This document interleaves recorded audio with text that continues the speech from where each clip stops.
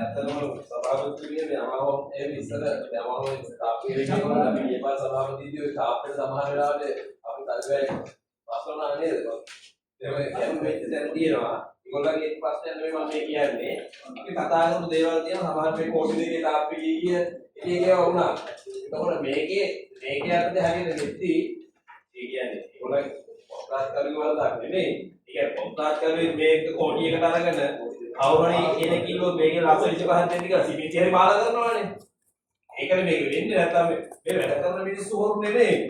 මේක වෙන්නේ ප්‍රාසභාවක මොකක් හරි කොන්ත්‍රාත්යක් ගත්තම ඉක්කෙනෙක් කියලා කියනවා සභාපතිතුමිය මේකේ යම්කිසි මුදලක් තියෙනවා. උගදාරි මොකද කියන්නේ? මේකේ යම්කිසි මුදලක් තියෙනවා.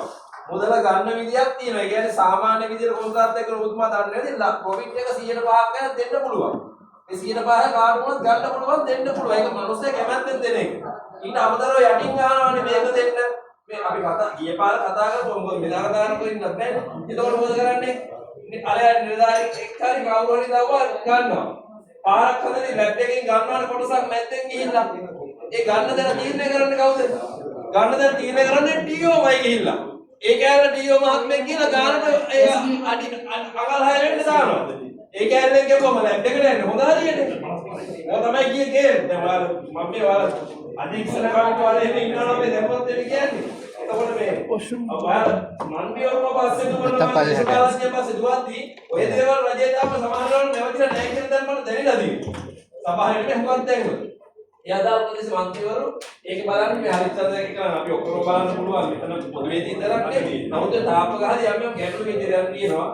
ඒක බැරි වෙලාවත් හැබැයි මෙදා වුණොත් මේ පාර පාසවාගේ නියෝජනය කරද්දී යම් තැන්වල පාරක් ඇදිලා හරි පාරක් හන්දයක් වුණොත් නැති වෙන්න ගන්නවා. ඒ කියන්නේ පක්ෂ විපක්ෂයන් නැතුත් නැති වෙන්න බයින්න පුළුවන් හේතුව මිනිස්සු ඒ දේවල් කලකිරලා මිනිස්සු පහුගියා මෙපා වෙලා යම් කිසි මේ විදිහට හන්දයක් දුන්නේ.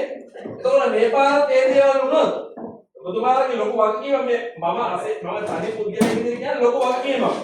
ලොකු කණ්ඩායමක් එක නෙමෙයි. නැති වෙන්න ගන්නවා. ප්‍රාසභාවේ එකපාරක් මට මතකයි හાર્ඩ්වෙයාර් එක ඉස්සරහා නවත්තනවා ඇටරේ කොතන කම්ප්ලේන්ට් එක එනවා කම්ප්ලේන්ට් එක ආවම අපේ නිලධාරීන් ගිහිල්ලා දෙපැත්තේ රුපියල් 50,000 අරගෙන තියෙනවා. ඒ වගේ සභාවේ සභාවේ කතා කරපු දේවල්. ඒ කතා කරද්දී ඒක නිලධාරියන වෙන හැබැයි ඒක අධික්ෂණ මොකුත් උනේ නැහැ. ඒ නිලධාරි මාරු වෙලා නැහැ. සේවකයෝ මාරු වෙලා නැහැ. ඒව දැන්වත් වෙන්න පුළුවන්. හැබැයි ඔයාලගේ මේ කණ්ඩායම අපේ මේ කණ්ඩායම නියෝජනය වෙද්දී මම මගේ කොට්ටාස් බලා ගන්න ඉතින් මට ආසනේ දුවන්න බෑනේ. මොන හරි දෙයක් වෙලා තිබ්බොත් මන්ත්‍රීවරයෙක් ඉන්නන කොට්ටාසේ ඒ මන්ත්‍රීවරයා සභාවට ආව ගෙනිදි රෙදි ගැලවෙයි. හොඳට බලන්න බෑ. කියන්නේ මේ ගහන යට ගේම් අවසන් එක. මේවා නැවතිලා නෑ මන්ත්‍රීතුමා. සභාවතුමා මේවා නැවතිලා නෑ. ඒවා යම් කිසි විදිහට අධික්ෂණය කරන්න. මොකද ඒවා වුණොත් ඒක විවේචනය කරනවාමයි. හොඳ දේ හොඳයි වගේ තමයි නරක දේ නරකයි. මොකද මේ දේශපාලන මණ්ඩල වෙනස් වෙලා තියෙනවා. නිලධාරි මණ්ඩල වෙනස් වෙලා නැහැ. ඉතින් මට සාමාන්‍ය මම දකින්න දෙයක් තියෙනවා. මගේ දේශපාලන මගේ ප්‍රතිපත්තිය මත යම් කිසි දෙයක් මිනිස්සෙක් ගන්න පුරුදු වෙලා ඉන්නවනම් ඒක එකපාරට අත්හරින්න බෑ වගේ මත් දෙනවා. යම් කිසි මුදලක් හො ගන්න උරු වෙලා තියෙනවා නම් ඒක එකපාරට අත්හරින්න බෑ. මුවෙන්ද මිනිහා රුපියල් 5 ගන්න මිනිහා කෝටි 5 වුණත් ගන්නවා. ගන්න තියක ගන්නෙ නෑ. ඒක වගේ ඉතින් මම දන්න ප්‍රතිපත්තිය. ඒක කොට අධික්ෂණය මොකද තාප්ප ගැන සමහර වෙලාවට විවේචන ලක් වෙන්න පාරවල් වේදේ ලක්වෙන්න අපි මේ කතා කරන්නේ සත්තාවේ වෙන්න කලින් මේ කියන්නේ කිසි අධික්ෂණයක් කවුරු හරි කම්ප්ලේන්ට් එකක් කරොත් යම් කිසි මොනවාරනොත් සභාවේ ඒක කතා කරනවාමයි විරුද්ධ වෙනවාමයි ඒක මුදල් ගෙවන්න දෙන්නේ නැහැ කියලා සභාවෙත් මේ වගේ අඩුපාඩු තිබුණා.